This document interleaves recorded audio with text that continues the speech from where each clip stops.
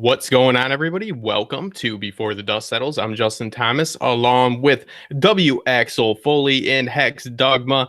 I don't know if you guys saw the chat. Okay, good, you did. We were trying something a little bit new there, and I didn't know if they were seeing it. I was giving them a countdown. So luckily, these two gentlemen are good people, and they don't do anything shady, on camera. So, a good episode. I've got questions, and hopefully somebody's got some answers.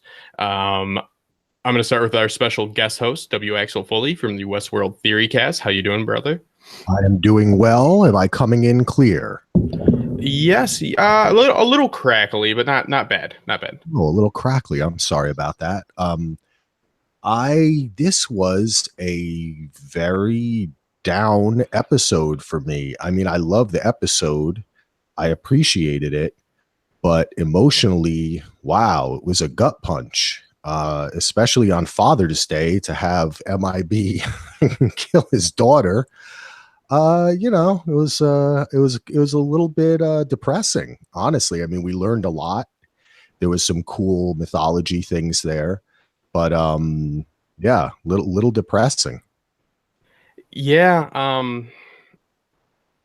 The mythology was there. I wouldn't say we learned too much. Well, we'll get to that. Hax, my brother, and I just got that awesome picture off Twitter that we're going to be screen sharing because that makes this a lot better. Oh my goodness! Right, yeah. Right. So crazy. What's going on, everybody? Hax Dogma. And yeah, I mean, I thought it was a really good episode. I thought it was an emotional episode once again. And what's interesting is I don't see like a lot of people rushing to Twitter or Reddit and saying how emotional it was or how amazing of an episode was. In comparison to last week, everyone rushed and did that exact thing. But I feel like in this episode, I mean, like I teared up when his daughter died. I was like, oh my God, he actually did it. Oh my God, he actually did it. I do want to stop you right there, though. And I promise I'll only do this like 5 or 15 more times. But are we assuming that she's for sure dead? I mean, I don't want her to be a host, man. I just don't know why she would be. I don't know. But he's not a host, seemingly, even though he did look very. And I'll run this. I'll try to keep it organized. So if I start to fail, take it over, Hax. I of course was getting some screenshots and stuff like that when I was doing this. So kind of the problem with doing these after shows is sometimes you miss a good majority of the show. I'm not saying that she's a host, but I'm saying it seems like the Man in Black's not a host either. And I mean, all I'm asking is did they have any indication that she's for sure dead? I mean, okay, so I feel like there has to be more to her character. 100% has to be more to her character. She was there for a reason. Sarah brings up something about the jewelry box, and I'll have to go back examine. But I do remember recalling that something seemed off, that the mother had the jewelry box and, in fact, didn't throw it away, or she didn't throw it away. Maybe it was just as simple as the mother got it out of the trash or something like that. But there is a little more to develop that could be developed. I just think overall, she's probably dead. I mean, if we're not assuming that William knows how to check a pulse, shit. I mean, Yeah, because I legitimately missed I saw him shoot her and I was like, that's not good. But we've seen people get shot a lot, and usually it's like you gotta get shot like 80 times in the show or swallow like nitroglycerin and get shot to be dead. So I am a little bit still on edge on that. But the one thing that I'm going to push this over to you, Axel. See, my issue was and I'm very, very emotional if she is really, really dead. And that was quite the twist. But my problem is that, okay, the motivation for him to shoot her and believe that she was a host has been there. But I feel like they kind of already did that. There was nothing I really, except for the card, I guess, her knowing about the card. I didn't see enough motivation that was added to these character storylines for him to make that bold of a move. And I feel the same way about Teddy. I feel like these situations have been happening, and then they thrust these big actions upon us when they weren't really warranted, in my opinion. Axel, anything on that? Do you think this was, kind of heavy-handed, or was it something that is natural, or I'm just, looking too much into it? I just felt like it was weird. It's like, what changed so much between the Teddy situation and the Emily situation, ironically, where we have two deaths that really the circumstances haven't changed that much. Yeah, I mean, I can see your point. I guess for me, it worked. I felt like there was enough kind of sideward glances, development of the Teddy part. As far as for MIB, this is a consistent theme with him thinking everything is Ford now. And also, as his daughter was saying to him, he has an extreme control. And he's feeling out of control. He's also shot like 8 times. And I think he's a little bit losing it. And for me, I actually felt, well, it's about time that this show shows how, like, you know, as besides maybe Logan, how people, this whole situation can drive a person mad. And I think that there's, you know, there's a lot of evidence there for MIB losing it there. And now, of course, we're left with the thought that, are we going to have to factor in that he's a host too?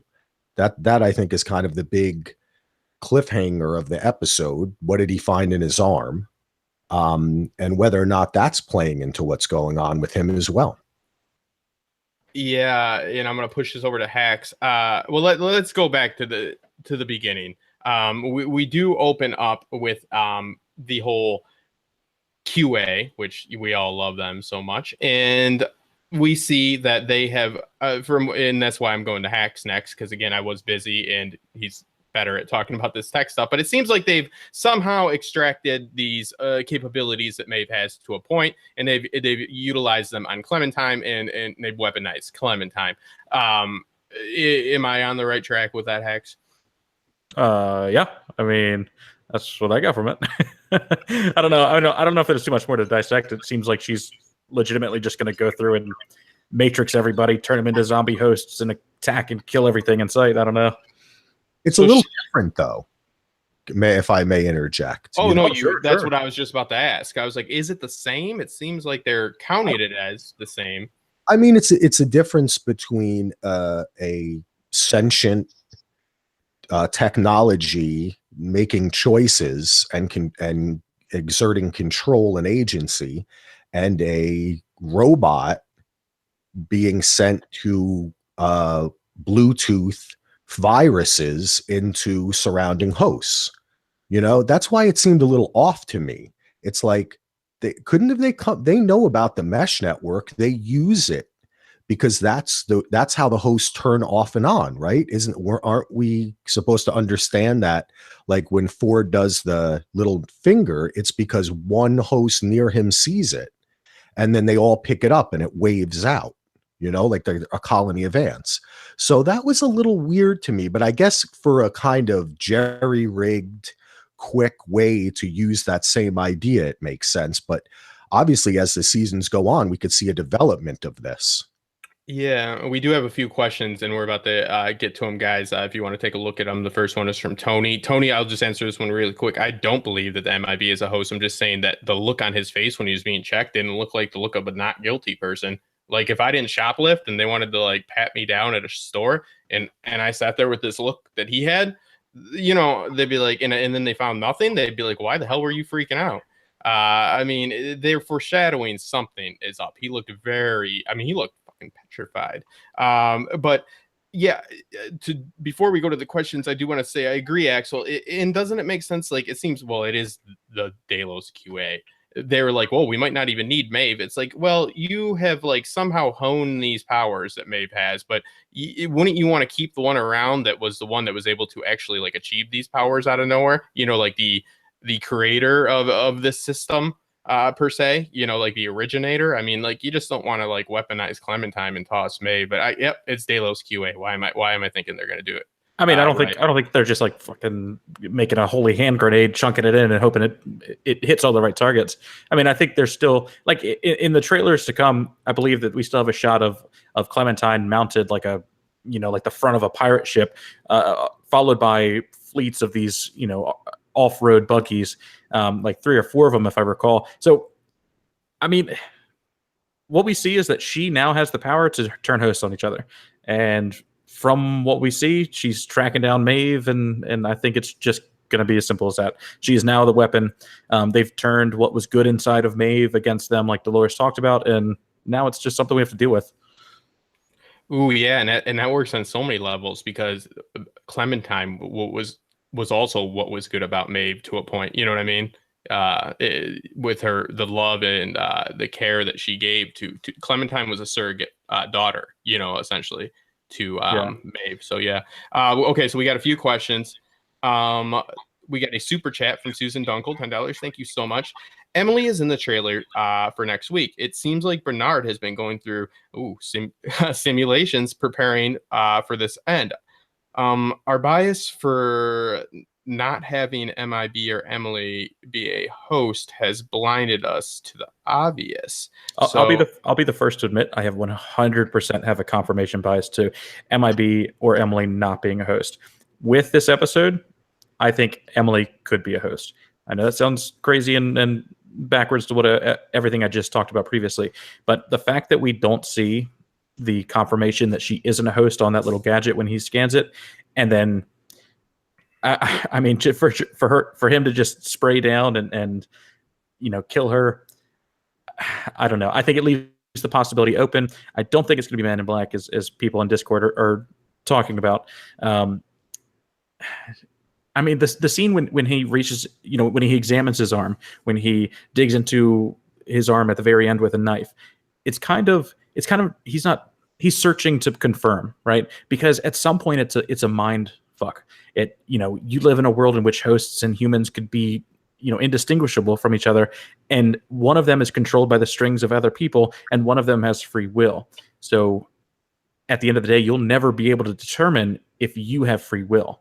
And that's what drives people to insanity. It's what movies are based around. It's what Ex Machina discusses. I mean, it's such a crazy, crazy theory or concept that it legitimately leaves you into a, you know, into the path of, you know, self-harm and trying to decide if you are real by taking away your skin, you know, trying to see if you can live through something. Halos did.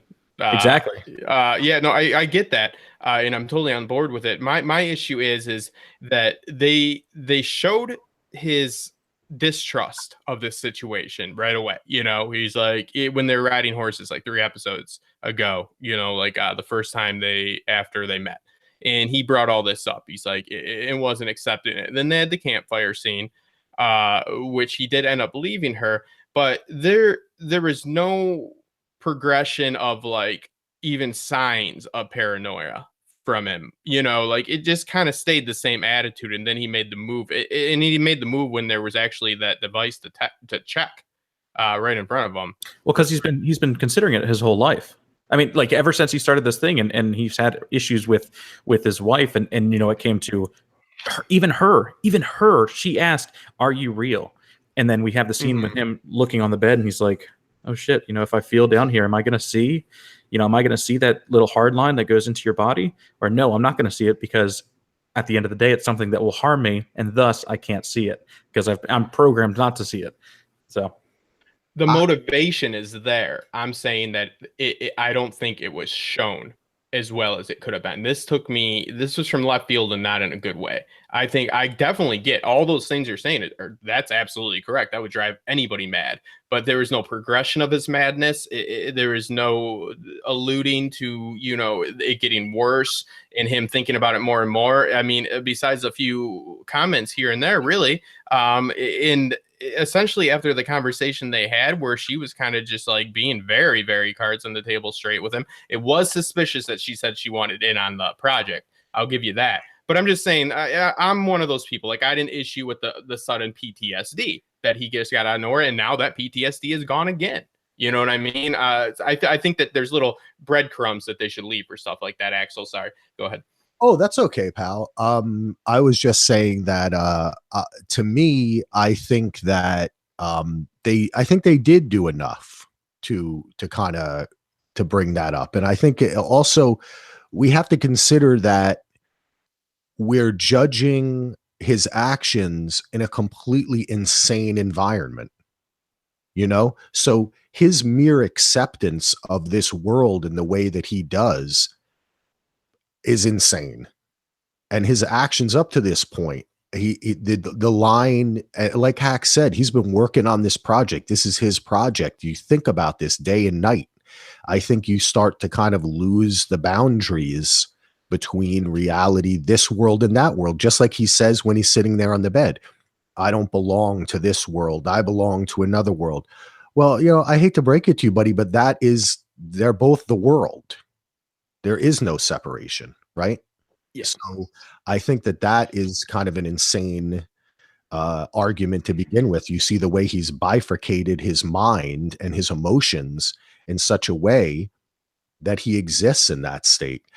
And as I've said before, and I'll say it, I mean, you see that in everyday life. Look around us all, Yeah, I mean, and again, I totally get that the situation would drive you mad, but I do kind of try to look at it as like I'm not at all a casual viewer. Obviously, I was in a terrible car. Oh, and I made it a little better, the whole cover.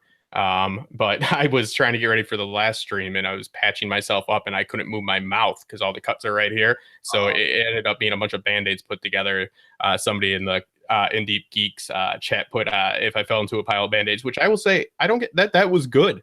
That's a good joke. So I'm not mad about it. But yeah, I did try to make it a little better. But yeah, I mean, like I am not a casual viewer is my point. Like I just was in a pretty bad car accident and I'm still doing my streams for this, but I do try to look at it from their point of view and think that a little bit more of breadcrumbs, just that's all. And I'll get done with my nitpick. I mean, for me to say that the situation doesn't, definitely call for somebody to be driven insane. Yeah, no. I'm not saying that at all. I'm just saying that, when it seemed like he had already accepted it.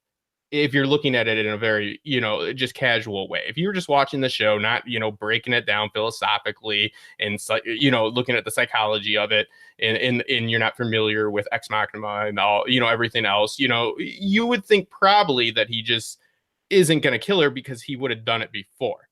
And then he does it now when not much has changed. But it is what it is.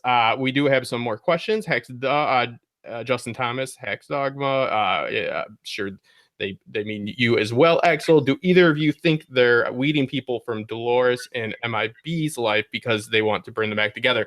I guess I don't know. I guess you would be talking about who's we. I guess Delos. Well, I know there's some shots in the upcoming trailers where we do see them together, and I am adamantly against any type of riding into the sunset together story. I think that has been, and I've seen some YouTubers that are just, oh man, are they glued to that idea? And they think this is a love story between Dolores and MIB, and they get views, but I mean, I don't know, man. I don't buy into that. I think that narrative has been crushed, but hey, yeah. I've been wrong before. But they are taking away their counterparts. I don't know if you could really call Emily the MIB's counterpart, but it is a valid point. Teddy's actions were very odd to me as well, because again, seems like if he was going to do that, he was going to do that, but I'm not there. Maybe when I'm in that situation, I'll really know. I'll be like, oh, this is what they're talking about. Is there any thoughts on that? We'll go to you first, Hax, about are they weeding them apart? Are they separating people from each other to bring certain people together? So from the beginning, ever since we learned that his game was journeying back to where you began or something like that, I have always stated that means that William is going to reunite with Dolores and help Dolores in some kind of way. It just makes sense. I mean, going back to what he was a host sympathizer. He did understand that Dolores was awake back then. And yeah, I mean, that's his pre businessman facade in which he actually, can you mute real fast? I think I'm echoing. There we go. That was his pre super businessman facade in which he kind of kept everything to himself. So going back to his roots, I mean, it makes sense to be a full circle story. As for weeding people out, I 100% think that it's kind of weird the number of people we saw in Dolores's band. I mean, I felt like it was like when they left the Mesa, it was much, much more than just the 5 hosts that they had fight the other, Ghost Nation tribe. Do you know what I mean? Yes.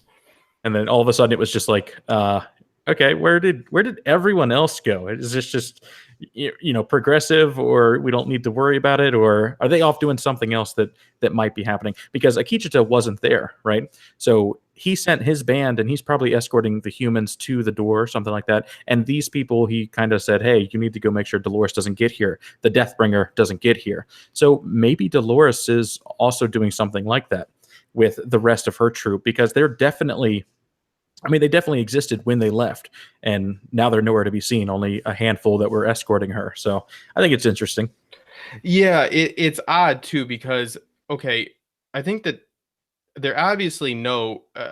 I mean, how much Akachita knows about the Valley Beyond is definitely, I would say, we with a fair amount of certainty that she knows more than Akachita.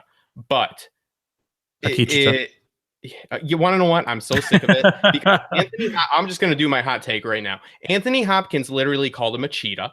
It was mispronounced by 4 other cast members. We work. We do. I don't make money off this.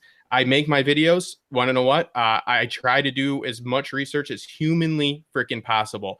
It is not just with this name. It's not.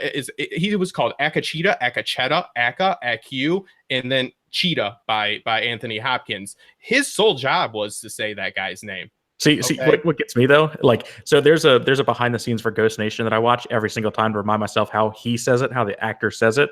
And whenever you say it, and it's always wrong, I then have that in my mind and have to go back and watch it. Like, oh my God, how do you say that word? I don't know why it's such a hard thing to memorize. A key, you should say a key. It's like a key cheta. Key cheta. I get that, but that doesn't roll off my tongue, and I'm trying to have a fluent, intelligent conversation. And there's people that go in the YouTube comment sections, and Chad on TV was just talking about this, about how poisonous these people have become. They've actually made one of their great hosts not want to be on the show, because people go in these videos, and no matter how good the video is, they'll be like, well, what, you don't know how to pronounce a name, or you didn't look behind the scenes, okay, in this case, I'll give it to them a little bit, even though the actors didn't get it right, and that's their sole job. Maybe they should write Anthony Hopkins a little comment and see if they get a thumbs up from him. But Anthony Hopkins can say anything, dude. No one corrects him. Yeah, I know. But the thing is that I constantly will get I feel like there's people that only go to YouTube comment sections for small nitpicks. There was somebody said they stopped watching our stream momentarily, which I don't know what that means, because of our lack of knowledge of geography. Hax, did you see that comment? I didn't know this is a fucking geography channel. I'm sorry, not worried, man. But I'm just saying. Okay, let me get past it. But don't correct me about the pronunciation. Sorry, I'll just try to get the actual story right. Just somebody else can make a grammar channel. But anyway, so they want to go to the same place. They're viewing it as 2 different things. But Dolores has to be privy to more information about this. So she sees it. What I'm taking is she is going to take the information that's there and use it against them. They see it as a gateway out, and she's seen it as almost like a honeypot per se. I'll go to you first on that, Axel. And anybody corrects my pronunciation, I'm not even fucking around. I'm going to go off. Someone in the chat had a good idea, which is we could just call him Aki. That's what Shad on TV ended up doing. Yeah. But that's what his lover calls him, so it's weird calling him. And that's like calling somebody like, hubby or like Big Daddy. I like that. I'm sorry, what was your direct question for me? My direct question was, what do you think about the discrepancy between where Ghost Nation thinks they're going and where Dolores thinks they're going, even though I believe it's the same geographical destination for you geography buffs that watch this show, but they think what's going to happen there is vastly different. Obviously, I think it's an interpretation. Now, within that conversation, though, was an idea to me that perhaps that they were talking about that the fact that it's like a cradle with all these people in it. Does Ghost Nation think that they'll go into that and live inside of it some way, that it's like almost a new virtual park where all these people, where the the copied consciousness of all of these guests are walking around, right? Like they're inside a park and they're just in a loop so they can be further tested and diagnosed, similar to Delos, but inside the cradle, as we've spoken of before, right? Yes. Yes. And Yeah. Dolores thinks that she can either destroy it or use it against rich humans, which is something I think down the road would be very interesting if it's Dolores that ends up trying to replace people in the world for her means. But as far as what Ghost Nation seems to do with it, it does seem like I don't know, the idea I got, and maybe I'm not looking at it deep enough, is that they think they're somehow going to like live inside of it and exist there and be safe there. Yeah. So this was really interesting. I think this was my favorite little little nuance of the episode. Something that really threw me off is that Akecheta thought that he knew what the door was to another world, to like, I mean, he recognizes the thing that's unknown to him no matter what. If I looked at that, I wouldn't go, oh yeah, that's obviously a door, because the other guy was talking about it in unrelated. So the idea that he could be wrong is also brought up in the scene with Ford and him. So I really think that it's wrong. I mean, I think they're gonna get there and think that that's the door to leave the park or to a new world. And realistically, the new world is not what they thought. It's the Forge, which also awesome name. Love the name, the Forge. Well, yeah, I mean, I think that they think of it as this, beautiful new peaceful land because Akecheta has had good experiences with them. Dolores, not so much. It's weird. The Native American is trusting the old white guy. The young, woman is not. So it's kind of a switch on that old trope. But yeah, they seem to be far more trusting. And it's interesting because about what it is and what they're doing there. And Emily, she gets into some pretty detailed information about how to like fix the problem. Like, who knew she was a whiz kid about like this whole situation about what they're doing. I mean, did we really get any more solid information about what they're doing there? I mean, I think once we break it down, we'll be able to kind of decipher something in that. I do think, and I want to talk about Carrie McDonald's question. Thank you, Carrie. You're the best. Are they using the hats to map brains? And yeah, it's so funny when they started talking about that. My wife was sitting next to me. She's like, "Oh my God, they're using the hats." And I went, "Oh my God, you're right." And then sure enough, I was blown away. It's such a good concept. I'm so glad that they did that. The idea of a white hat, black hat is especially in the hacker community is a big deal. So the fact that this show talked about that at all, I was like, that's amazing, right? Defining who you are by being a white hat or a black hat. Oh, and turn it around, it's also the data collection device. And you put it on voluntarily, like this whole process that we, make you do, it's all because of your voluntary action to put a hat on.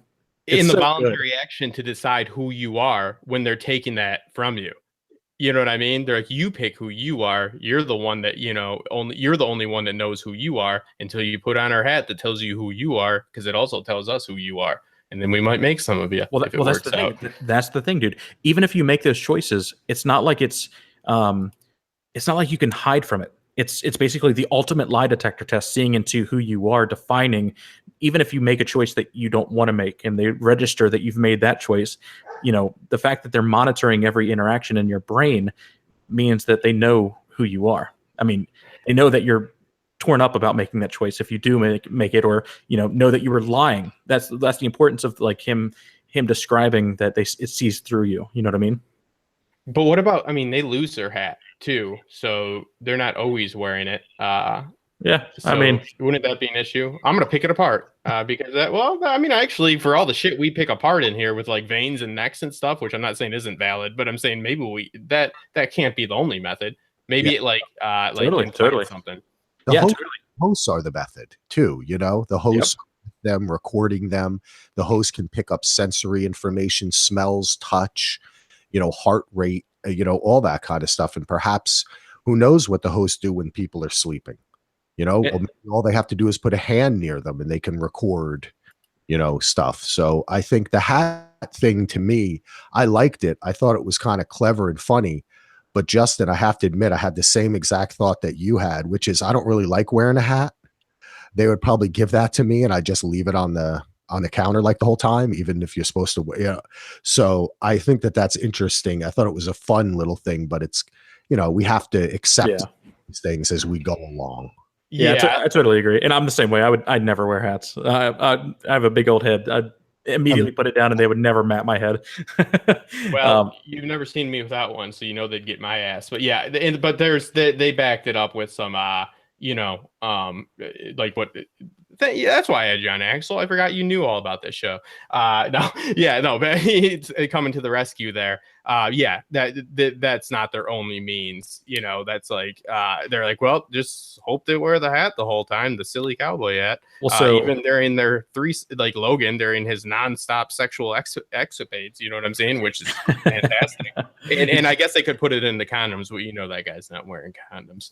As long as they wear hats during sex, we'll be able to map their spines perfectly. I do. What does come from this episode that also confirms it's not the only data collecting device. I mean, I assume every single thing is calculated, is documented, is binaried and stored. So what they do show us is the tablet that shows William's profile, and my mind was blown away because on this, you know, what looks like some crazy advanced SD card sci-fi profile thing, is everything that William is and everything that's been documented. He is subject to, which leaves the question, who is subject one? It shows his conditions is about paranoia, and I forget the two others, but paranoia was the big one that stood out. And so, yeah, I mean, it shows that they categorize, it shows that they store the data, and, you know, they use the clips of other hosts seeing their interactions, because all the interactions that you saw on the screen that Juliet was viewing, it was, you know, video feed. So I'm like, how in the world are they getting that video feed? And then it goes back to like season 1. There's a clip where, you know, Dolores is like going off the loop and they have like a like what looks like a drone shot. I was like, how in the world are they getting that? And that was actually one of the biggest supporters of, you know, the flies being part of Delos, you know, surveillance. But I don't know. I mean, I think just some shots are creative, necessary, and some are, you know, just the hosts looking. There is a really good video that you would probably actually like about how satellites can't do that either. So because people are explaining it away by satellites, and this guy that he had a pretty good you know, grasp on the concept, and he brought it up, and he was like, and I'm just here to ruin the show. But yeah, a lot of that doesn't quite add up. But you know, how often are they watching the security anyways? Once a episode. Oh, that's another thing. Did they put Stubbs back in the game? Is Stubbs off of the injured the list? Is he off the bench? They said have Stubbs gather a team. He's back in the game. Wait, when does that happen? It happens. Don't be a Stubbs denier. Yeah, they say when after Clementine does her whole you know, murder stuff. He's like, get Stubbs. Well, because there's nobody left. Right. You know what I mean? Because they you see that now, since we're in the past there, that Charlotte is back with them. So they must have went into the elevator away from Dolores and then met back up with more Delos people. Yeah. And I want to get into what happened with Bernard, because I took it as he deleted the data. And then the one thing that I really want to get into after that is the relationship that we see with William and Juliet, because I did find that very fascinating, and it made a lot of sense to me about that situation. But we should stay kind of linear, even though it's Westworld and they don't. So next up, we see Bernard meet back up with Elsie, and Ford. I don't know why Ford didn't kill her if he finds her to be such a burden. Every single time that like Elsie comes around, he's like, ditch her. She's going to be an issue. She's going to be a bitch about it. Let her go to dental school. But it's true. It's true. He's like, yeah, maybe he didn't want him, but he clearly got her out of the cave. I don't know. But anyway, so they go, and Elsie continues to trust Bernard, which is classic dental student move. And they go, and it seems as though he has kicked Ford out of the house, and it looked to me like he was deleting the data, which would be the data they all want. No, I don't think so. I think it's excuse me. I think he was deleting the code relative to himself because he was hardlined locally. That's what I took from it. Is that Axel? What's that? Like when we see Bernard deleting the data, he is deleting the code of Ford. Yeah, he was deleting Ford. Yeah, that's how I took it. I don't think like it's interesting that they use the terminology that they did because at first I had the same question. I was like, why would they use the term package? Why would they? I mean, the package being something that's so sought after, and what we physically know is now in Dolores's hands. Yeah, I think it's just he's deleting Ford's code. Yeah, I think that was pretty because he looks into he looks ahead, or we see him looking ahead. He looks back, he sees Ford, he's looking ahead. We get a close up of him. Then we go back out. Then when we go back to a wider shot and he looks back, Ford is gone after he hits the button. So visually, I think that was a direct representation of what he was doing. Yeah, I also don't think he's gone for good. I really don't think that's the last we see of Ford. I mean, otherwise, what a weird ending. I mean, such a crazy ending for his character last season, and then okay, we're bringing him back, and now we're just going to delete him casually, and he doesn't say goodbye, no heartbreaking issues or anything. Yeah, and you see the way that all he has to, he can be. He is similar to this virus now that Clementine has. He can kind of jump into people, and like in a way, I know Maeve went in and found him, but if she found him and he's in her now, and she can get into everybody else, then he kind of jumped from like an untethered node to like a tethered node. And so I don't know, I'm not a computer person, but that's the way I describe it. So now he kind of has the ability to get into everyone. Actually getting into Maeve, maybe that was his point, not just to help her, but it helps him. I think with that, it kind of leaves the possibility that Ford can never die. I mean, in a sense that if he does now have the power to traverse all hosts and be this omniscient god, more so than he was last season, it does leave the possibility open. He will never die, and we'll always have him in the show. And that's not a bad thing. I just don't see it happening. He's part of the network now. He's become, it's like he's gone back to nature. It's entirely possible. Yeah. But I mean, I'm going to be the one to say it. It's not that hard to get in the Maeve if you got enough money. You know what I mean? You're fired. Yep. Yeah. No. Yeah. She got into the woman at the brothel. No, obviously. But what's that? I said, tell Stubbs to pick up Justin. Yeah. But yeah, well, my whole theory. It's going to be the best prostitution ring around, and she's in charge. But I think that yeah, definitely. He can just be jumping from host to host, and it could go on forever. I don't see him going another season, and I want to get into if we see Ed Harris getting to another season. He has not yet signed a contract, and that is going to lead us to our next topic, which is Ed Harris and Juliet.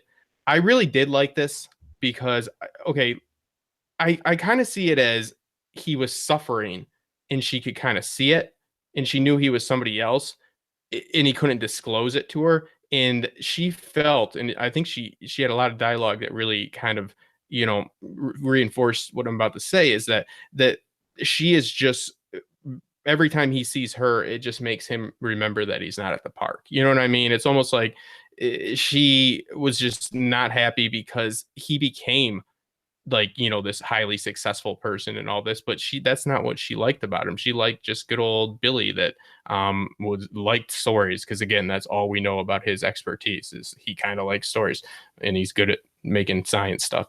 But like, she liked the person he was before, and now he changed when he went to that park. So no longer is he that person, but also no longer is she that person to him when they first met. And that can, there's one thing, you should always be happy with yourself, but with your spouse, if you feel your spouse just despises you every time he sees you because of maybe his own shame for what he's done, it doesn't matter. I see that as very realistic. I think it was kind of a twist that it was more the daughter that was kind of a cold-hearted bitch about just constantly committing her to like these whatever type of rehab it was, but it made sense, but I also don't think that it was as ground. I think they set up this I was talking about this the other day, Axel, about how you were talking about trailer houses. Trailer houses usually do make the you know, previously on in the actual sneak peeks, and trailer houses, like a good example of like if a movie was made by a trailer house is Suicide Squad. They know how to hit certain beats that trailers need to hit, and sometimes they keep it out of context. I do wonder, and I'm trying to look into it, if Westworld would do that, because you are giving that to the marketing department then. And I think with how many layers there is to Westworld and how much they have to be careful about what they show and not show, which we're about to show a pretty cool picture, you know, from the upcoming scenes, if they do delegate that out, and if they do, I would assume it would have to be pretty heavily supervised by Nolan or Choi. You know what I mean? I don't know. You know, when you work on these productions, it's just a given, man. You know what I'm saying? Like, that's part of contracts you sign. So it's just, that's like saying, you know, that's like how anybody that works in the doctor's office could get into your records, but they're not supposed to, because they could lose their job and it's illegal, right? It's against what they're supposed to do. So I think the marketing department is making these. Whether or not they kind of intercede is something that they might have to negotiate with HBO. But you know, I mean, I've seen stuff on sets that is are really good at setting expectations, and also, you know, usually leading people in the wrong direction, you know, deceiving people. And I felt like this last trailer did that exactly. I don't usually see that with Westworld, because again, you know, I mean, they would have to be, I mean, but I guess, I mean, certain trailer houses are better than others. In certain they all have their specialties, and I'm sure that they could find when it works. I just think that if there's anyone that would probably mouse, it would be this show. Really screw it all up. You know what I mean? Real quick, you're kind of distorted it away to some trailer house that was trying to hit beats, you know, because it up, you know, some still you've been up in freaking ones. Yeah, if you want bubblegum time. But besides that, I was fairly happy with it. And I felt like it was realistic. That's a realistic struggle. It showed that addiction, which is, you know, that can be true. And it was frustrating. He had sympathy. The dogs, you know, it subverted the trope of him being this bastard, but it doesn't really still jive with me when you look at how he was so convinced it was him. He's a smart guy. Daughter wasn't handling this too nicely. You know what I mean? Like, whole thing. And then at this bombshell, it's like, how much credence does their word have, or credibility? Hey, yeah. Hey, Justin, you're breaking up on us, buddy. Hey, Justin, can you hear me? You're breaking up a little bit. Yeah, you're breaking up on us a little bit there, buddy. But you're having some heavy distortion and packet loss. Looks like probably a delay as well. So real quick, we'll jump into. Is it on my end or Axel? It's you, buddy. Okay.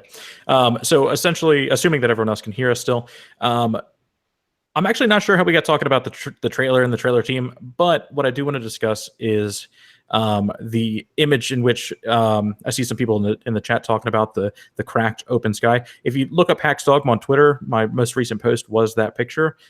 It's super interesting. I mean, like, I saw it and I immediately called my wife and was like, oh my God, look at this. This is insane. I heard that, everyone. I heard that. It actually happened. Yeah. Oh, here we go. It looks like Justin is pulling this up now. Let me see. It's kind of zoomed in. So while he works on that, let's talk about some of. Can I talk a little bit about the relationship, what he was talking about the relationship between MIB and his wife? Yeah, certainly. I found it to be really interesting because I think that bringing in the aspect of addiction, which we know the story, Logan shares that as well, seeing who their father was how they must have grown up.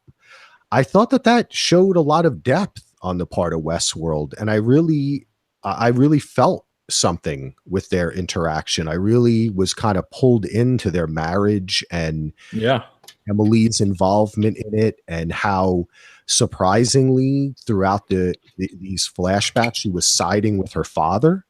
Dude, so crazy. Yeah. And I believed it, and that's why I was saying what Justin was kind of saying about how it was kind of thrust upon us. I feel like they did a good job of laying it out. I really did. Sorry. I just want to clarify. I don't think that was thrust upon us. I think that when he talks in the first season about how the daughter dropped the news that it was his fault, I thought this was beautifully done, but this doesn't depict that type of situation. This depicted a situation where the MIB was clearly aware that she had been the one to easily disregard her mother. So a comment like that after the funeral, yes, would be very hurtful, but there was obviously two sides of the coin for the MIB. I think what happened this episode was beautiful. I don't think it jibes with the backstory. See, I kind of felt like it did, because I kind of feel like people's memories are inconsistent, and I feel like our emotions are inconsistent, and we are, we create our own realities and our own stories, those that comfort us and give us the ability to soldier on and carry on. And I think that's the kind of vulnerability that I saw in William, Billy, which is, by the way, my actual name is William, and I actually like being called Billy. So whenever they say that on the show, I'm always like, why doesn't he like being called Billy? But because I love it. I like to be called Billy. Would you like to talk about it? We can fix this. But generally speaking, I thought it lent a depth to it. Actually, I enjoy inconsistency because I think it shows humanity. So in this aspect, I felt like, gosh, I really felt more emotion towards him than I had before. And imagining him as William, not MIB, like imagining the different actor, Jimmy Simpson, going through a life where he was so devoted to this job and his wife had problems with alcohol and their daughter is between it. And with the father and everything, I just see a dysfunctional family of the utmost level, and it was kind of gripping to me. I got pulled in. Yeah, inconsistency is consistent with real life people. I do agree. I'm not joking. That is true. You know what I mean? I will say that I guess it's just, I got to get away from like your conventional storytelling. So I forgot it's Nolan that again writes like a few lines of dialogue here and there on like 100 different sheets of paper and throws it to the writers in the room and makes them piece it together. But I do feel like it was weird that they kind of made us less sympathetic for a character right before they killed him.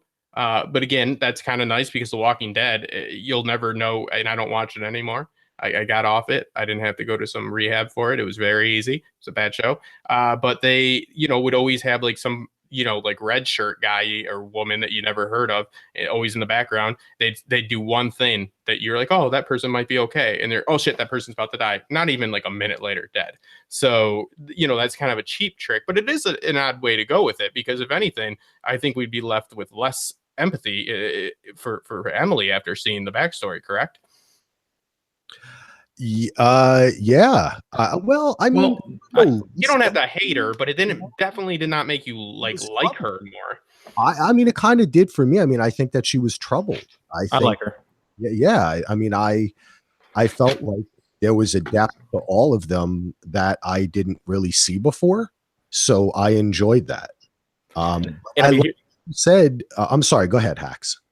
Oh, you're good, buddy. Yeah, so for me, it came down to this relationship with Logan, right? And this was something that I talked about videos ago. I have no idea even when I first brought it up, but the idea that Logan would just, be ousted from his company, his family business so willingly, and then not combat it, not cause issues with William and his family.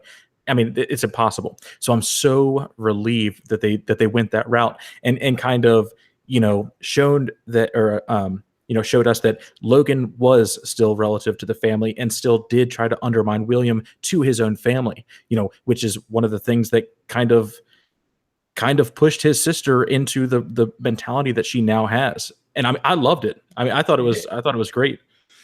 Absolutely. And it's consistent. I mean, I think we all figured that, because the only person that could have told her was Logan, because that was the one that was there. So, but it was nice to hear it. And again, they're both addicts. Addicts, trust me, flock to other addicts, and they have that bond, and again, he was probably not too happy, obviously, with William.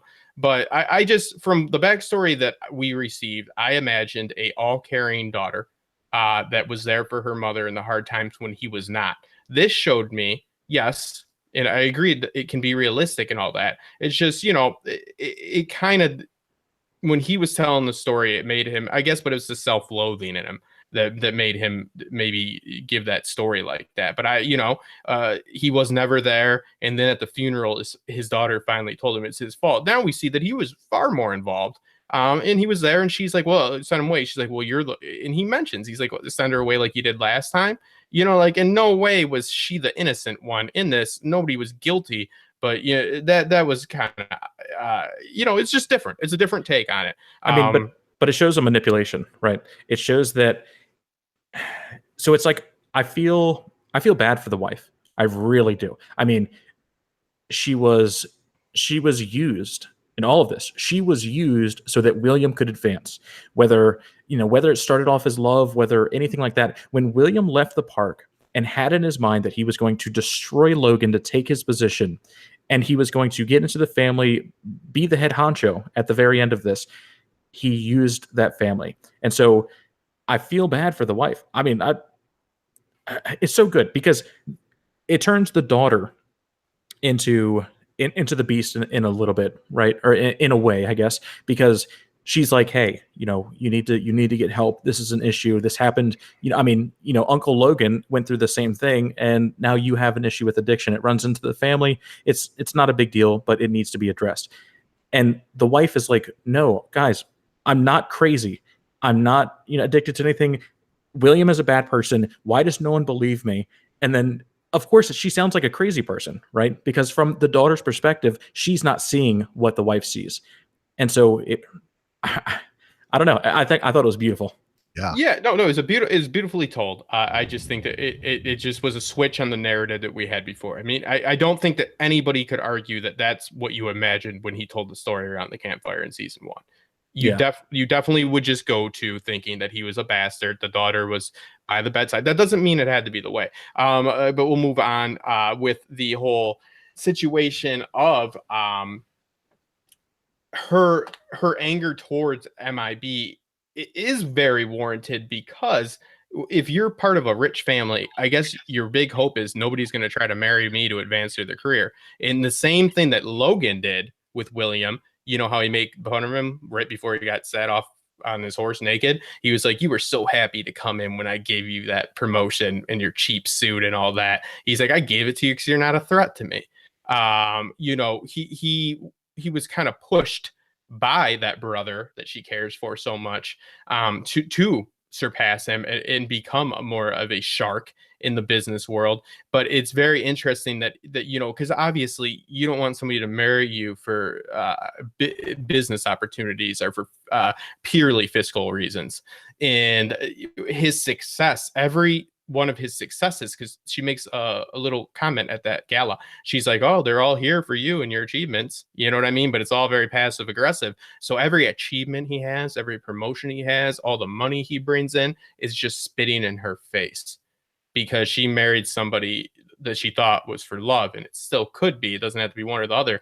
But as he moved up the ladder, it was just more and more proof to her of something that she was probably afraid of for her whole life. Somebody using her for that family connection. Yeah, that's a good point too. And seeing the family that she came from, also with her father it doesn't seem like a very nice dude. I disagree. He's such a good guy. No, I'm joking. You guys been disagreeing a little bit, so I'm just disagreeing for the spite of it. One thing I was interested in, and I don't know if any of you had this thought as the conversation developed, I thought that she was going to say something about like, what you're doing to my father or something. You know, I thought that perhaps when I saw this episode upcoming, the trailer, my thoughts kind of were drawn to, is she going to discover that her father chose this to go to do this experiment, and that it's being done to him over and over like this? Somehow she got wind of that. Maybe that's how Emily knew about it or something. And then when Emily said it, I thought, oh, maybe she knows about it. But I guess that didn't come up. But I could see that having been if that had come up, I would have thought that would be a point that she could kind of rely on. Yeah. Now, what is the card? The card exactly. What are we dealing with there? I say it's a advanced USB. Yeah. That has what on it? That has his profile, who he is, like what he's done. So his profile defined as what the Delos Research Group profiled and categorized about him. God, I would like to read that. I always want to know what his qualifications are. Does it have his college on it or anything? Well, here's the thing I'm about to blow your minds with. So that exact screenshot is the very thing that a lot of people have been pondering about what exactly Williams' issue is with his verdict. If you recall, when he was speaking to Lawrence, he says that he was given a verdict and he disagrees with it. So in the video discussing this, I described that, you know, this shows that there's an authoritative figure that's saying, no, you can't have access to the Valley Beyond potentially. And I really think this confirms it, because if you look at the screenshot, and I wish I had it to show you. If you look at the screenshot, you have it? Yeah, it's up. Oh no, that's the world opening. No, which one do you want? So one the cat where it says the category and then like his profile. Okay. Yeah. So pull that out. But essentially, it's described, or it's listed as a rare category, 47B or something like that, I believe. And it shows symptoms that he has, and it's bright red. And red is always associated with something negative, of course. So I believe that he 100% was categorized, and this authoritative figure denied him access to the Valley Beyond. Because he would be too volatile, because, you know, a paranoid semi-schizophrenic person would not be a good test subject in trying to get a host mind into a human body. I mean, just think about all the conditions that could interfere with just a baseline test. You know, he says that some people aren't meant to live forever. Some people. So maybe he is including himself in that some people. I love that idea, Hax. I think that's and it. He does Man. in that dialogue, because he says maybe even me. Maybe that's right after he found out. Maybe that's what drove him to being so harsh in that moment. And you know what? In like what Justin was saying before about the kind of, well, I guess instead of inconsistency, I'll say waves of his kind of backstory, emotional state. It would make sense that upon being rejected of a project that he built his life around, and in his mind perhaps sacrificed his own sanity and stability to create, and then it rejects him and he can't do it, that could send him down this road of wanting consequences, of wanting this to end. I would want to destroy the whole thing too. I mean, shit, you know? Yeah, that's interesting. Now, but the thing, when I saw that, and I think people are going to use that this week, leading up to this episode, if we ever find out what is in his arm, to justify that he is a host, that was actually his host profile, that was his kind of Valley Beyond, and those readings were not in fact readings of a human, but readings of how his rejection state was. And perhaps he's being pulled back every couple days and he can't seem to stay stable. And that's what his wife was seeing. I can see that theory or that idea being developed, though I don't know that I agree with it. I just want to offer it as a alternative to what you're describing. Though, Hax, I really do like that idea that he can't take advantage of this thing, so he grows to hate it because he can't control it. Yeah. Yeah, I mean, surely, Justin, are you close to getting that image up, by the way? I'm getting to it. Okay, good. Because I do want to kind of describe it with the visual. I'm trying to find it. Yeah, I didn't. Yeah, I thought you were talking about completely different screenshots. So no, you're good, brother. But yeah, I mean, I don't know. In my opinion, there's no better explanation to a verdict. And I mean, if this is something he created, and ultimately the science behind it said, "Hey, we realistically can't put you into a body, no matter what happens, because you're too unstable." Isn't it like being denied to heaven you created? Yeah. I mean, exactly. Yep. That's interesting. You know, I think we may have just essentially this paradigm. You're heavily distorted again, Justin. Yeah, actually, yeah. Am I distorted? Yeah. Yes, sir. See, I can't leave this. All right, let me try to leave. All right. So yeah, as he works on that, and we can try to get that picture on the screen for you guys. Some of the other takeaways is, let me see here. So we've discussed Maeve, Ford. Oh, Ford. Dude, the scene between Maeve and Ford, that was another really touching scene for me. That was another scene that I was just like, why is no one talking about how emotional this is?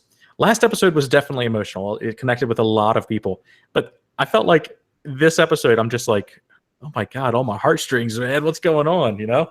Yeah, I thought that was fascinating, because for him to say that Maeve was his child, yeah, he was his favorite host, it does really change kind of the idea that I always was, the assumption, I should say, that I was under, which was that Ford had kind of, he's such a weird character that he had almost adopted Dolores as his favorite because of Arnold and what had happened. And he was in this kind of almost sadistic relationship with her.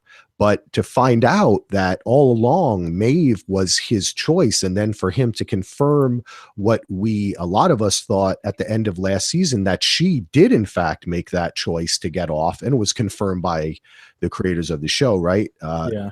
That she did make that choice.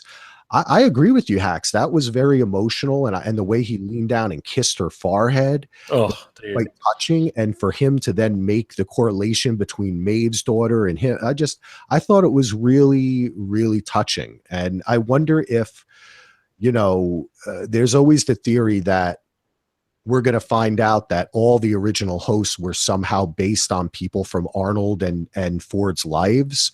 Maybe Maeve was an old love of his that he never did with, because he was addicted to his work. It makes a lot of sense if you think about it. If you have to literally have an artist design all these lifelike people that don't fall into the uncanny valley, you're up shit's creek. I mean, you can just scan a person, you know what I mean? So whether they're connected or not, which connected would be a lot better for the story, it is not really something that has to be. It would just be better for the story. But for them not to just be scanning people from the real world, I just don't imagine the logistics of that. You know what I mean? Having an artist try to draw. Have you seen a police sketch?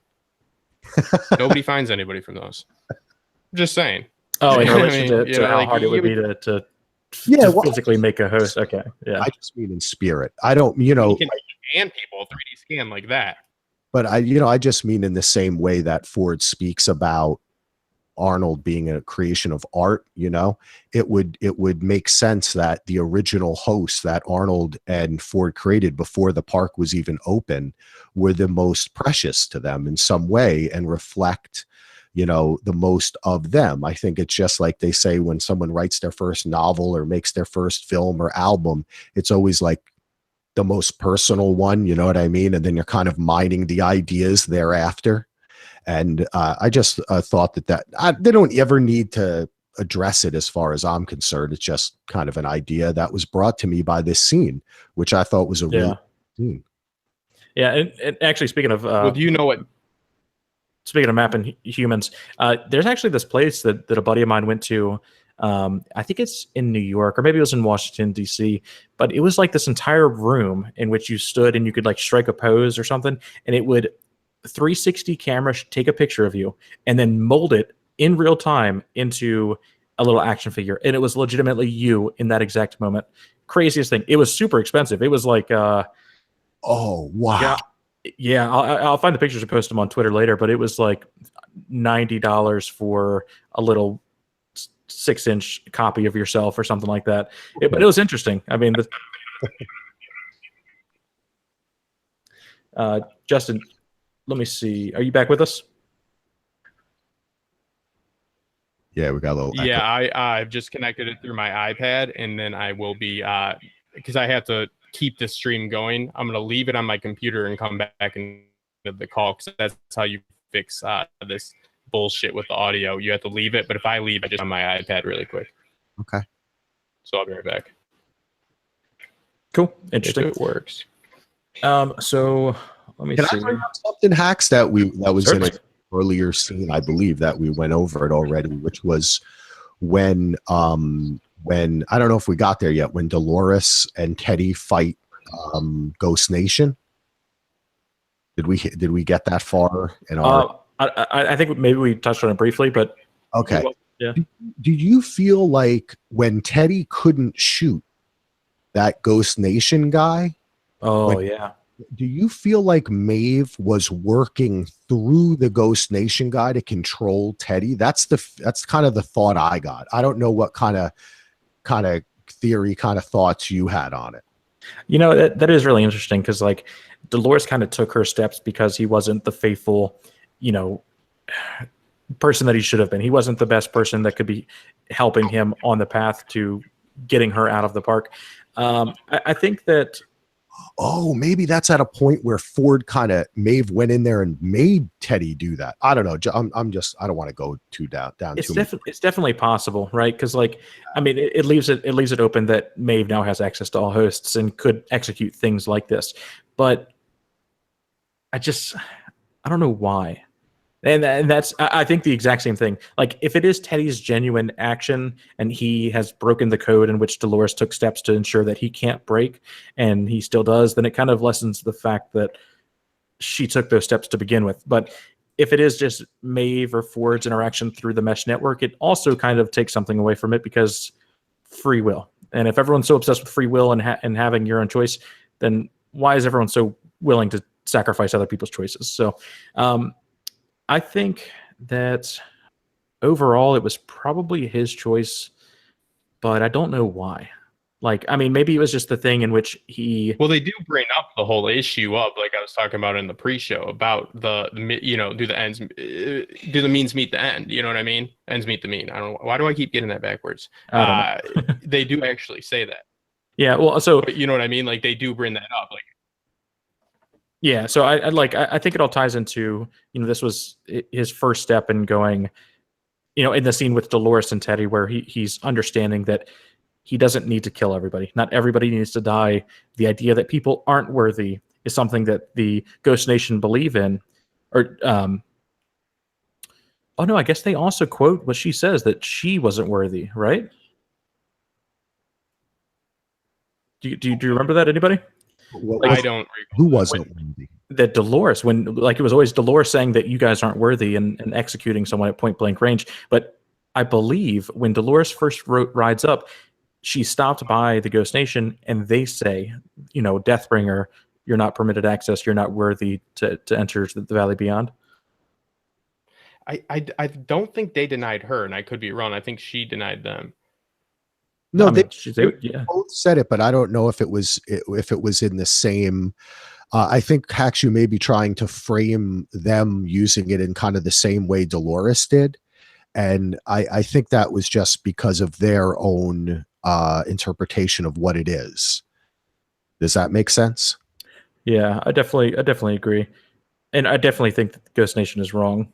I think we talked about this before, but they're going to get there and it's not going to be. It's not the entrance to the new world. And also, here's the line. It says, "The Valley Beyond is not meant for you." Is coming from Akichita's best friend guy there. So, but what motivation does Ford have? It seems to be very pure for Akichita if he's sending him to his death. I mean, this that's Ford's boy. That's who he's trying to have the people lead there. So that you're implying that Ford's leading them to a trap. I mean, if you think. So here's the thing. At a base level, it doesn't make sense to establish two individual parties that would be warring.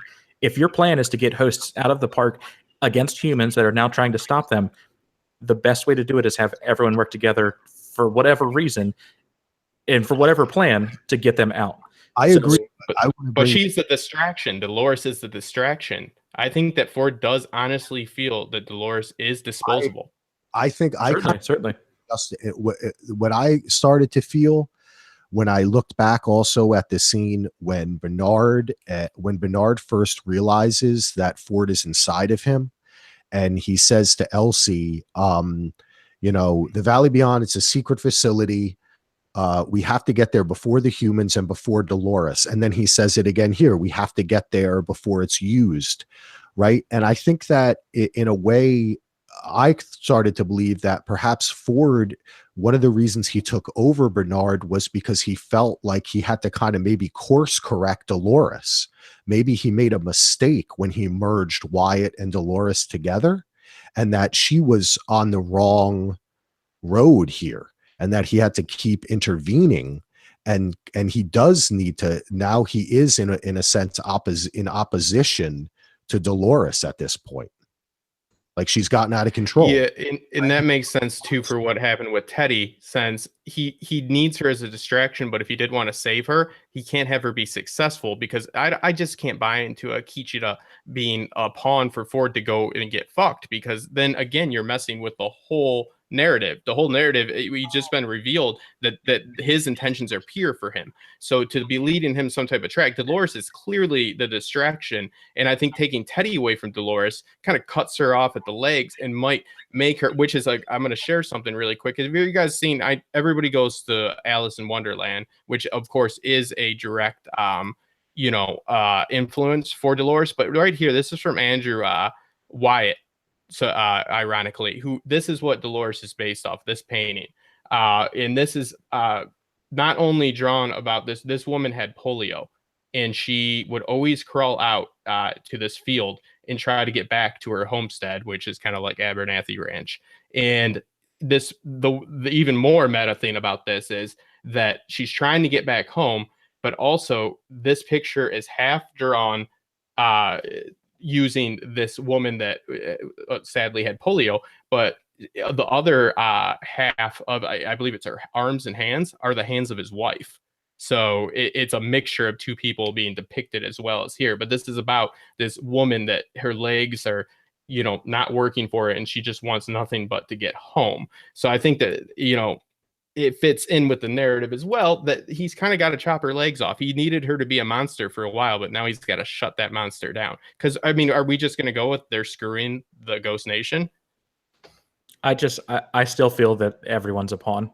I still feel that every single person is a pawn. I mean, it may be legitimately that Akichita came to consciousness naturally and was or was not protected by Ford in some kind of way to avoid detection. But afterwards, after they had that interaction, he was 100% influenced and used Ghost Nation, whether Akichita knew about it or not. I mean, the fact that Stubbs was protected by Ghost Nation after Ford kind of looks directly at him and says, hey, we can automate some of the security features of the park. Next time we see Stubbs, he's protected from the, Terminator Dolores going off in the bunker or in the town. Ford's influence all over the place. We have a special guest. Oh no, I didn't want to interrupt you guys. I was enjoying listening and learning and hanging out and I just wanted. You were learning? I was learning. I learned. I was drinking and learning. I drink and I learn things. But I just wanted to pop in and say hi to you guys and show you guys some love and say what a bloody awesome episode. It was a great. What an awesome episode, man. I mean, man, everybody's changing their tone. I didn't care for it as much, but hey, that's me. So I'm here for people to disagree with. Phil, if you guys aren't familiar, go subscribe to his channel, and then I'll let you continue. Phil is my inspiration for live streaming. Oh no, stop that. No, it's mine. I will kiss your ass on it or not. You entertain, my friend. You just don't look at a camera and spit facts. You don't sit there and just give a synopsis. you give some feeling to You know, it. I think you know a lot why, of people you know why I do that? Because I don't actually know any facts. So, but I do Yeah, but appreciate that's the that. beauty of it. Don't tell anybody. No. But this is what I liked about this episode. I like that this show keeps giving you answers while asking more questions. And even if you don't necessarily always like the means in which it brings it to you, it's constantly cycling that through, so it never gets too stagnant with the information it gives you.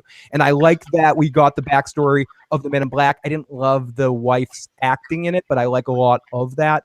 And I enjoy the aspect of the progression of the Teddy story, doing something that it took a lot longer for Jamie Lannister to do. So I appreciate that. But I don't know. I don't want to bother and interrupt you guys' flow too much. I just wanted to stop in, and we did a little crossover earlier in the season, and I wanted to make sure I popped in one more time and send you guys some love, and can't wait. I can't believe next week's episode is the finale. That's it, dude. Hopefully, Justin, it will give you what you want next week. But did you like last week's episode better? Was that more your speed? Like more of a Much better. Because I'm a firm believer in if that goes along with the theme. If it's all fun to keep having people be chess pieces, but if you don't start establishing antagonists in people's true motivations to a point, if you keep just, oh no, that was all bullshit about Ghost Nation. Now, see, that just, it goes to not have all day. And if we just keep taking it away to make sense of one episode at a time, that you're only looking 2 feet ahead. No, not very for the long game. So yes, I didn't, but obviously I'm here. I got a car accident yesterday. I'm talking about it. I'm just saying, Justin, I'm not hard wicking anything, especially now. You don't do that. Justin, we're having some distortion. Phil, yeah, thank you so much for stopping by, man. It's awesome. And what did you think of this episode? No, I enjoyed it. This is more the type of speed I liked last episode. And I think the texture in the world building of last week's episode in the last couple of episodes really makes payoff episodes like this even better. Justin, I hope you're all right from a car accident, but I love getting the more. I just think Ed Harris's performance in this episode is so spectacular to show all those emotions and also all the frustration. Hax, do you view this as the Men in Black being a host? Do you get that information? Or do you think maybe he's using a host version of himself in the real world and he's keeping his real self in Westworld? What's your take on all of that? Oh, dude, that's pretty interesting, man. No, I don't.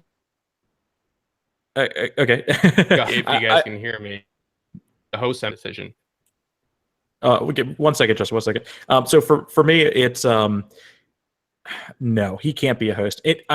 So the reader on the back of the neck kind of goes to that, but the fact that Emily wasn't shown and her results weren't shown maybe leads to her being a host, and it's not shown that he feels for a pulse or anything like that, but I really think that the fact that we didn't see the results of that scan says something. And I think that for her character to die in the way that she did, it was very impactful, but it was very soon. And the idea that she has more to give and more to contribute and more to dish out to her own father, I think still exists. So I think that he is probably human, and what he's doing to his arm is like, the mental, the mind trying to come to terms with itself. Hey, am I a host? Am I being programmed to believe that I'm a human? He's really confused. Ultimately, is what it comes down. Yeah. He's so confused with his journey. He's like, what have I done? I've blended the lines. I don't even know if I can trust anything in the real world anymore, and it's all my fault. Do you think Hax? By the way, hello, Phil. I don't think we've ever spoken before. No, we haven't. It's very, very good to meet you. And I'm going to step out pretty soon, but I'll stick around for a little bit. But it's definitely awesome to meet you as well. And thank you guys for having me. And thank you to Justin for being awesome. And thank you to everyone in the live chat on both sides that are watching this silliness. Yeah. What I was going to say. Thank you, and thank you everybody who's watching. Yeah, definitely. What I was going to say, Hax, is about Emily being a host or not. It made me think I was thinking she was, but I was still shook because it did look like she had like a little bump on her arm or something when he rolled her sleeve up. But I don't know. There'll be screenshots all over the internet of that, I'm sure, tomorrow, or actually right now. But maybe it made me think of your kind of third party theory, and that she wasn't from Ford. He was right that she was a host, but she was sent by like Hale or something, like a third party to try to get that, maybe get information from him, or maybe they thought he had a key or something of that nature. So that was just an idea that I had. Sorry, I think that's pretty fair. Yeah, I mean, I'm always down for a good third party. Okay, my friends, I will talk to you guys soon. Have a great rest of your show, and lots of love for the series finale next week. Talk to you guys soon. Hey, peace out, brother. Thank you. Good guy. So can you hear me or not? Yeah, Justin, man, you're still having some issues on this end. So I think what else do we have to cover?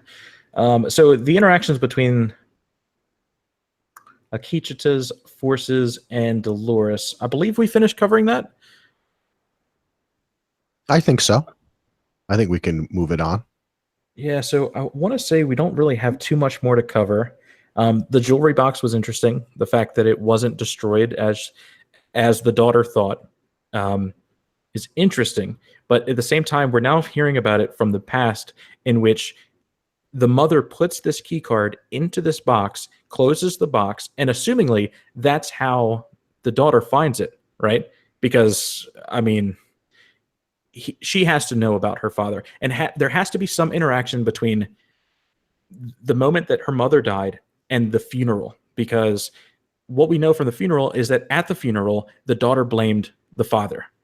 And in the moment, I mean, looking at the involvement of the daughter and everything that they went through, I don't think it displays that interaction, like that would happen naturally, unless she discovered that key card and learned who her father really was. So it does make sense, because she is the one who brought up the box when she was talking to him.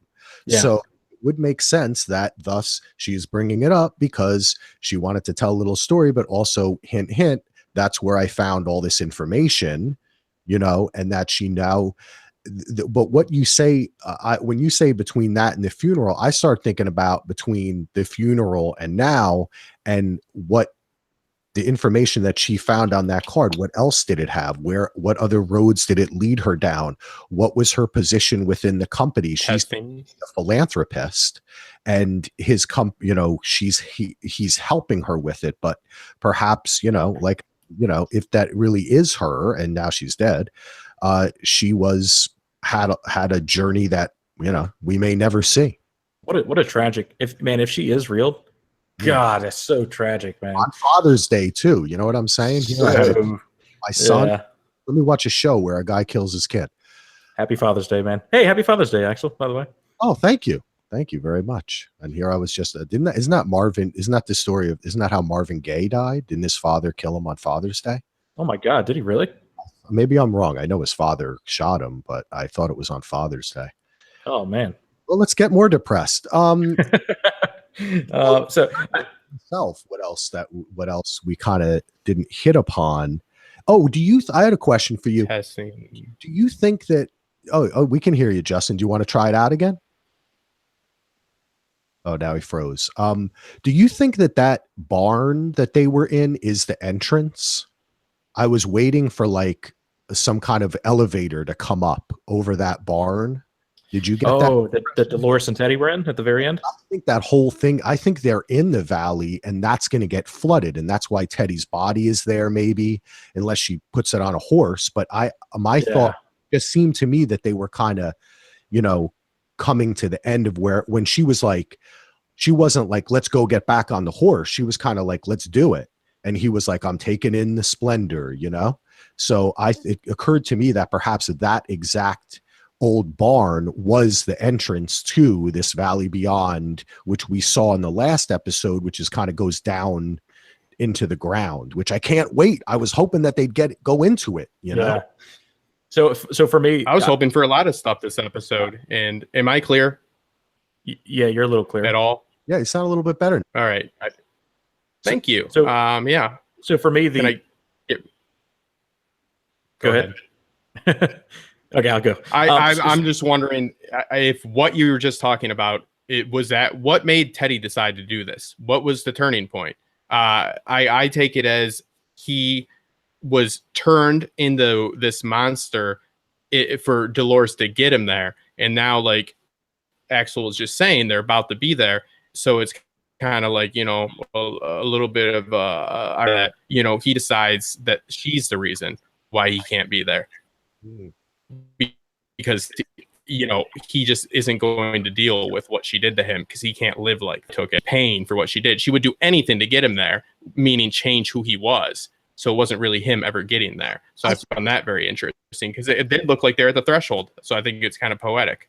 I think there's also the point to be made that he, just in the same way that they're talking about the hybrids not taking, you know, like they can't accept their reality, that Teddy is like, what, 8-9 days from finding out that he is a host, you know what that's what I'm saying. Like inside this, and it's just like when we watch television, we expect, or films, people expect people to act like people do. Well, people again are irrational, and Teddy is in a very extremely stressful situation here.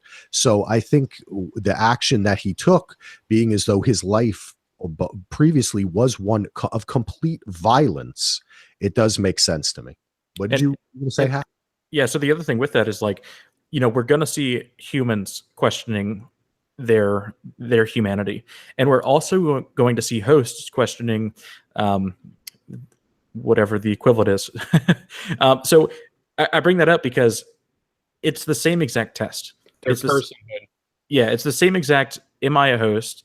Oh my God, I'm a host. And with hosts, it's even more of a shock because it can be proved to them. So the fact that we're not seeing that Teddy took it as well as he did is interesting.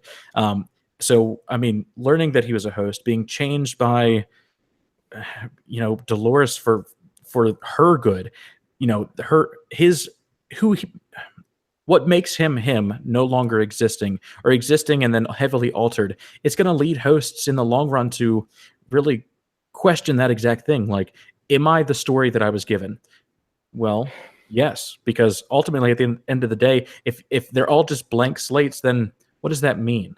I mean, can they walk? Can they talk? Do they interact in certain ways? Even those interactions and how they would interact in certain things would be programmed. So they would always have an influence. They would always be tainted and never have a genuine personality. So would we. So do we, though. We are all tainted by our circumstance, by the way we were raised, by, you know, I mean, certainly. You know, it's all about predestination. It's the question of, do we I mean, there are people that don't believe we have free will. Sure. You know what I mean? So I think that it's bringing up that. And I think that Teddy kind of, in a way, staged, because my issue with this is, I don't, you know, I mean, it's a discussion, so nobody has to agree. But, you know, his actions were very much in line, you know, with whatever Dolores needed him to do. And now once they're done, I mean, look, he just beat what's his name to death with his fist 2 episodes ago, and killed everybody for Dolores and protected him, protected her through and through, even in this episode. And I think that was the true Teddy shining through, because he does love Dolores, but he realizes that he is not who he is anymore. And so he's like, he did the last thing that he could do as Teddy. That was protect her, even after what she did to him. But he's not going to continue on living that way. That's, you know, his free will. You know, she turned him into a monster, and he wanted her to still get to where she needed to go, but he's not going to go with her because he doesn't feel like that's really, you know, he's not himself anymore. That's the way I took it. But I didn't see, because there was no change in circumstance. He was shooting people last week, this week, 2 days ago, that day. And then, you know, I mean, that's what I'm saying. There was nothing. She didn't ask him to do anything more cruel or anything like that. So I just take it as he carried out his mission, because even if he is obviously not too happy with how she was so heavy-handed about changing him, it showed him that he's still gonna try to look like, you know, he's got some chivalry, but also he's going to stick to his guns and try to be true to himself and realize that I'm not just here for her to make me whatever she needs me to be. I'll get her there because I do love her, but I can't live on being something I'm not. That's how I took it, because there's no drastic change in circumstance for either of these deaths. That's just my take. I mean, it's a buildup though, and I mean we can sit here and argue what caused Teddy to kill himself, but at the end of the day, it comes down to Teddy's identity is messed with, is altered, is now controlled by Dolores, and if he understands what free will is, assuming that he does, then he understands that the love of his life has now manipulated him and has now taken that free will from him and turned him into a monster. So, I mean, I think that's all it comes down to. But with that, I think we wrap up. Every major detail in the episode. Justin, Axel, can you think of anything in particular? No, I think that we did a good job of talking about everything. Yeah, sorry for the technical difficulties, guys. My life has been hell the last 3 days. But I mean, I think maybe we should bring up the screenshot of this world seemingly to split. Yes. That's going to be the screenshot of the week. Want to do that? Yeah, by all means. That's a screenshot. I don't know what. What's that? I'm such a trailer like denier that I always think that it's some kind like it's a dream. They're just showing us a quick dream sequence. You know what I mean? Like, but that is kind of, I haven't seen it live yet, but I'm interested to watch. Now I'm going to have, usually I don't watch a trailer until we record the Westworld TheoryCast on Tuesday nights. And then sometimes, well, I guess a couple times we watched the trailer live while we were recording, but that did look pretty, yeah. So Justin, you want to pull up the screenshot? Yeah, I think he's trying to. It's coming. Oh, gotcha. So essentially, what I believe it's showing us is that is the door to the new world.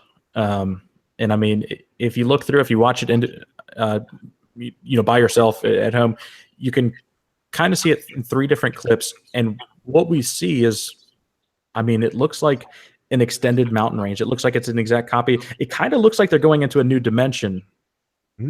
But I just don't think it's going to be that. Dimensions. You know what? I remember a guy talking about that.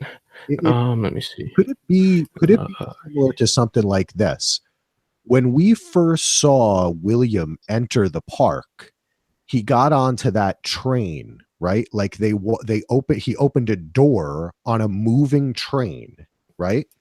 So it was kind of like easing the transition into the world, like by creating a contradiction, it prepared his mind for the world he was entering, which is contradictory with hosts and humans.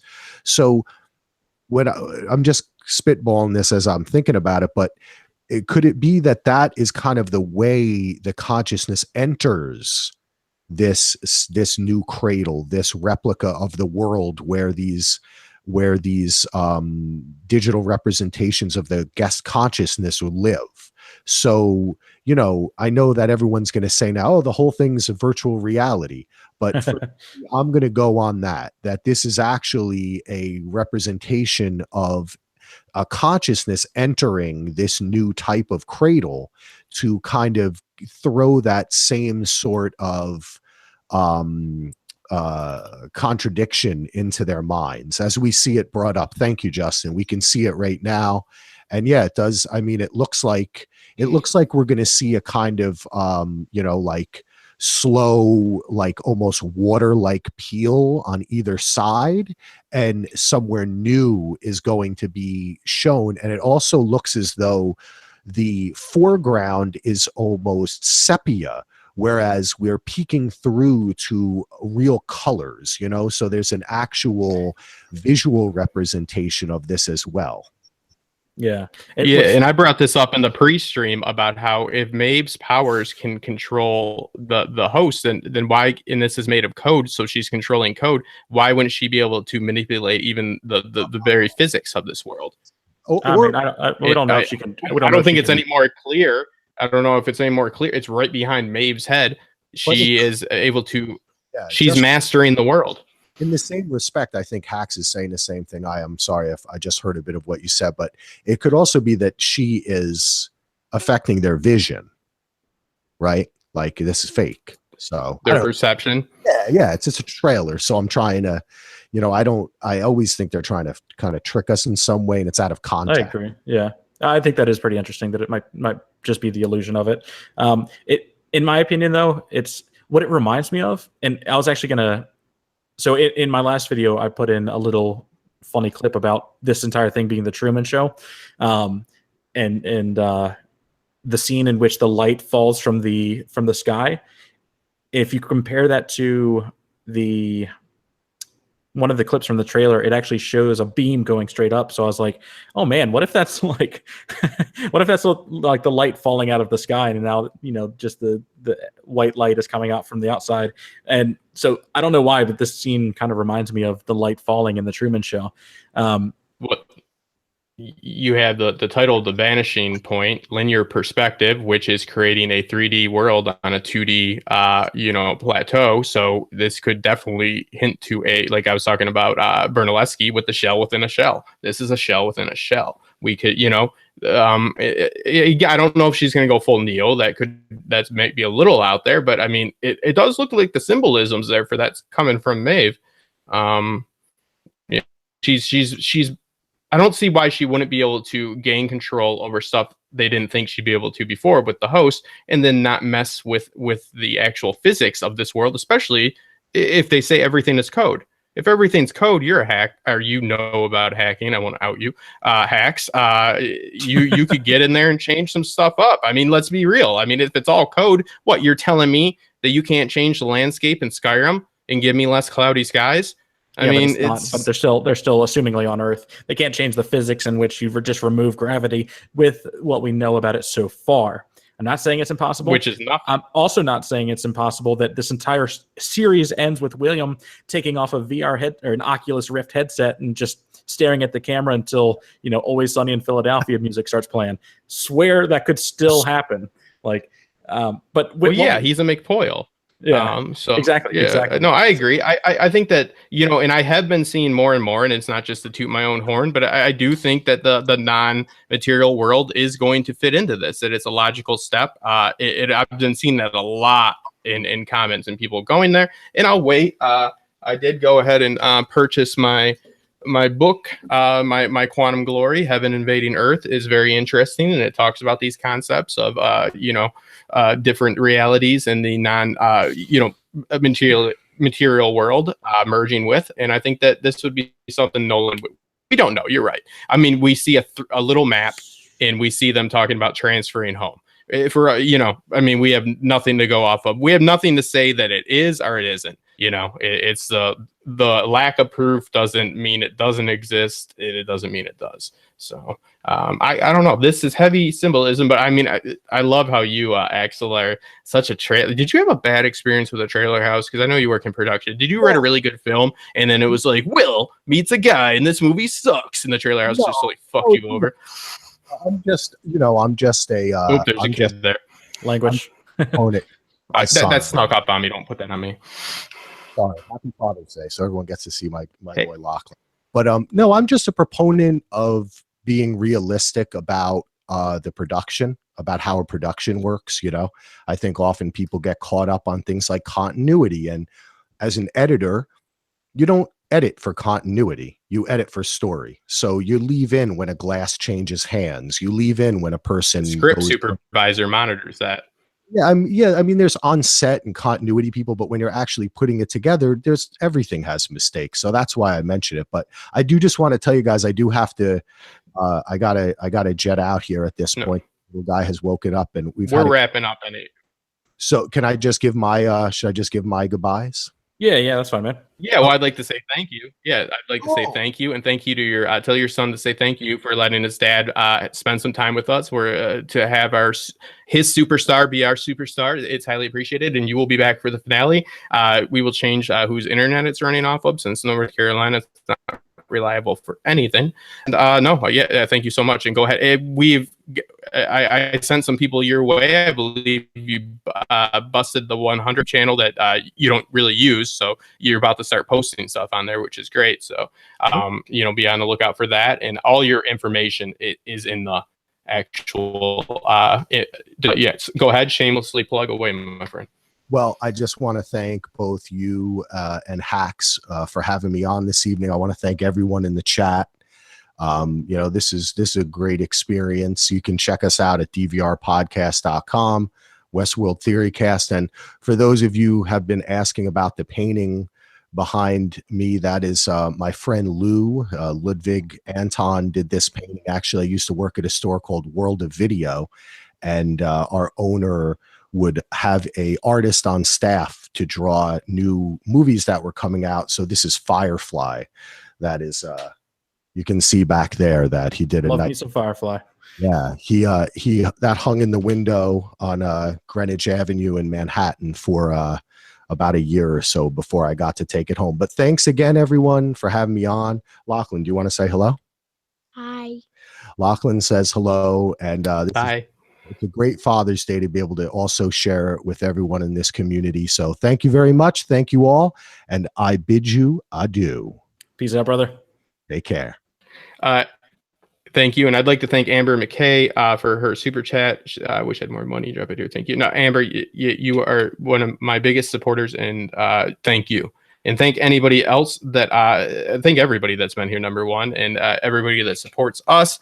Also, make sure to subscribe to Hax. Obviously, Alt-Shift-X took a week off and is left the responsibility of making a video in Hax's hands. So that's kind of awesome. He dropped your name and said yeah. So you got some. This is. Again, I don't think it was a great episode. So yeah, you've got your work cut out and some eyes on you. So you'll do good. You always do good. You'll talk. What is your line? Your tagline? Let's overanalyze a HBO show. I love it. It's very good. Yeah. Oh, yeah. I was overthinking an HBO show about robots. Yeah, I like it. I always go, let's rush through one. So no. Yeah. I mean, I don't think we agree on everything, but that's what this is about. And yeah, I mean, it's going to take a few more watches, but it didn't seem like an episode 9. That's all I'm going to say. I think we're switched with last week. I didn't read that this was like a Hordor episode, because that was just really, if I would have read that, my head would have exploded for this one. But yeah, if anybody wants a rating, I'm giving this one a 2.5 out of 5. And that's being nice in my opinion, but I will let you know after a rewatch if it goes up. But Hax, what would you give? I thought this was a solid 4. I really like this episode. I mean, and that's why this works. Yeah. But yeah, you don't want people kissing each other's ass. It's like, oh, I thought so too. Good point. Hey, you got a good point. Thanks, guys. 4 hours later, they'll talk about the next topic. No, we always try to entertain. That's why I gave Phil the link to every single time he can. I tell him to invade us, and Phil truly is one of the best at what he does. I used to work in radio and all that, and he can handle a stream by himself, and he does one every single day. And he sometimes he's more on the just pure entertainment side, but he does know his stuff as well. He doesn't say he does, but trust me, he does. He makes it fun, and that's what a live stream should be. We try to inject a little humor and levity, and we try to also, get some real facts, and before the dust settles. So usually it's quite a bit after it settles. But we try, and I'm looking forward to one more of these, and then we're going to be doing a few I've got planned. And I'm not going to milk this out too much. I have my Game of Thrones stream that I just did with Kev from the Bridge 4 and Living My Rhapsody. Go and check that out. We went on for about 3 hours, which was really great conversation, but I'm going to chop it up a little bit. I try not to do that. The next one will be with Robert and Kev again from Bridge 4 on Friday at 5 p.m. EST. And we will be talking about Southern Knights of Westeros versus the Northern Lords of Westeros. And yeah, just make sure to subscribe. Make sure if you want to support the channel, it's a little bit easier for me to make videos, and I don't have to make half of it in a car and an iPad and half of it on a $3,000 program. Let me know. Obviously, Hax is well, especially with Alt Shift X, you might have got bumped to very number one. So always check out. Very concise, very to the point, gets it down every single time. Agree with him or not, his delivery is immaculate. Anything you want to say there, Hax? Nah, man. Thank you so much. And again, thank you to everyone in the chat. And you guys are rock stars. And yeah, I mean, if you want to, I mean, you guys know who I am. I love you guys. Much love, everybody. And yeah, can't wait to talk to you again soon. All right. See you next week.